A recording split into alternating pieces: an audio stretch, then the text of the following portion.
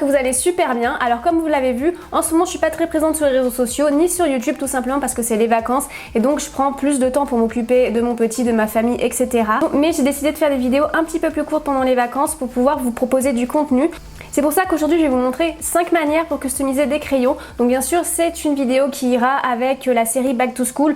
Je sais c'est un petit peu tôt pour la série Back to School et en même temps il est jamais trop tard pour se préparer pour la rentrée. Donc comme d'habitude je vous propose des créations super simples à reproduire. Normalement vous avez le matériel chez vous, du moins vous pourrez recréer au moins un crayon chez vous. C'est pour ça que je fais des choses diverses et variées. Donc cette vidéo sera une vidéo petit budget. On va commencer tout de suite, mais avant tout on va faire un petit rappel. Donc si tu veux voir encore plus de vidéos do it yourself de ce style, n'hésite pas à t'abonner et à cliquer sur la cloche pour recevoir la notification de la sortie de ma vidéo en temps réel sur ton smartphone et ta tablette. On va commencer par la première customisation. Donc prenez un crayon gris qui est peint en blanc. Pour cela vous pouvez le prendre vous-même, sinon vous pouvez les acheter à Emma. Maintenant je vais prendre les stickers que je désire, donc les plus beaux, et je vais tout simplement les coller dessus. Et faites attention, prenez des stickers assez fins qui passent au taille-crayon. Pour la deuxième customisation, c'est la plus connue. Vous allez prendre un crayon qui a une base blanche comme tout à l'heure et vous allez tout simplement coller du washi tape dessus. Et si vous n'avez pas de washi tape, je vais vous montrer maintenant une alternative. Avec cette méthode, vous allez pouvoir décorer votre crayon avec n'importe quel motif. Donc tout simplement, vous allez prendre une feuille A4, de préférence une feuille de brouillon, et du papier de soie. C'est du papier qu'on peut retrouver parfois dans les boîtes de chaussures quand elles sont neuves pour rembourrer, sinon vous pouvez en trouver à la foire fouille. Vous allez scotcher avec du washi tape le papier de soie sur la feuille A4. Une fois que c'est fait, elle est prête pour passer dans l'imprimante et imprimer le motif que vous désirez. Donc voici le résultat une fois que j'ai imprimé mon motif et je vais le découper dans la longueur. J'enlève la feuille de papier qui se trouve dessous et maintenant je vais coller à mon crayon le papier de soie avec du vernis-colle. Vous pouvez aussi utiliser un autre style de colle, il n'y a pas d'obligation d'utiliser ça. Avec mon pinceau, j'applique la colle et je mets par-dessus ma feuille de papier de soie avec le motif et je tapote.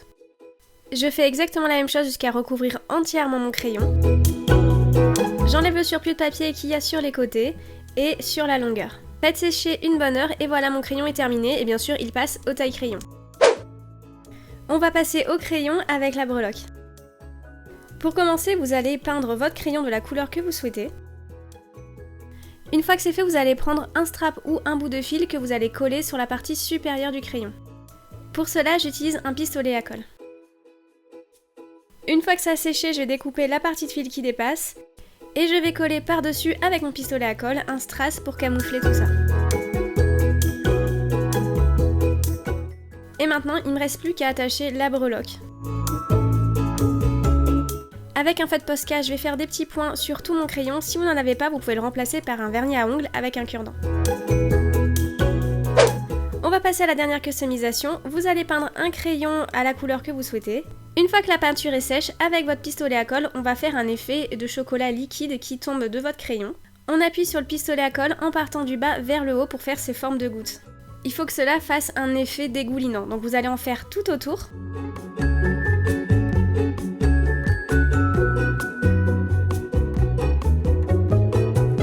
Voici à quoi ça doit ressembler une fois terminé. Je vais peindre cet effet chocolat avec de la peinture acrylique marron.